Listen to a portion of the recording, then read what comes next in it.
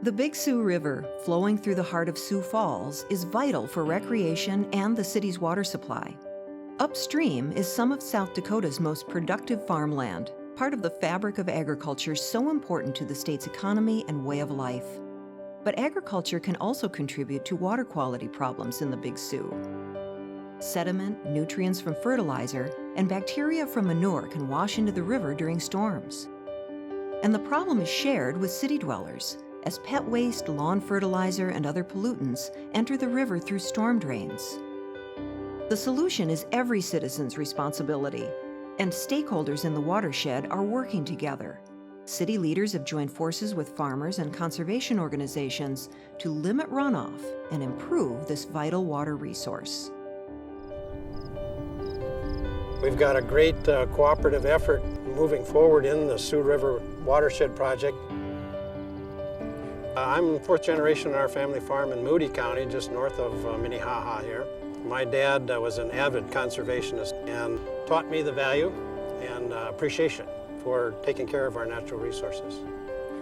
The two major pollutants that we're dealing with in the Skunk Creek and in the Sioux River itself are fecal coliforms, or bacteria, which are mainly generated from livestock and wildlife. The other pollutant that we're dealing with is total suspended solids, or sediments. We're looking at any issue that a landowner can do that'll keep sediment out of the water, keep that soil, the most valuable resource they have on the land, and then also anything with animal waste. So some of the things that we're working on are a whole host of practices related to soil health. We're talking about no-till farming, cover crops, filter strips, all of those things. Then in addition, we're looking at animal waste facilities that are really making sure that we're managing that manure and keeping it on site. And then also livestock that might be grazing along the stream itself. So there's a real diverse group of practices. First of all, I like to keep as little water as possible running off of my property and into the watershed. And in addition to that, I want to keep the nutrients in place on my property so that the plants can use it and not cause problems downstream. My primary conservation practice is no-till, and I also do some work with cover crops. My first reason for doing no-till is to save the soil. It can take thousands of years to build the topsoil, and just a matter of a day or so to take it away. The nutrients are primarily in the topsoil, and with a good topsoil you not only hold all the nutrients, but also it contains the organic matter, which is important for plant growth and plant health. Soil health is crucial for maintaining the productivity of the land. By providing proper soil health, building soil health, you're able to utilize the water in a more effective manner, having it available when you need it under dry conditions. But then it also maintains the productivity of that soil so that the plants have a better chance of producing and providing the food and feed, fiber, fuel that we need today. For the most part, implementing conservation practices are of minimal cost.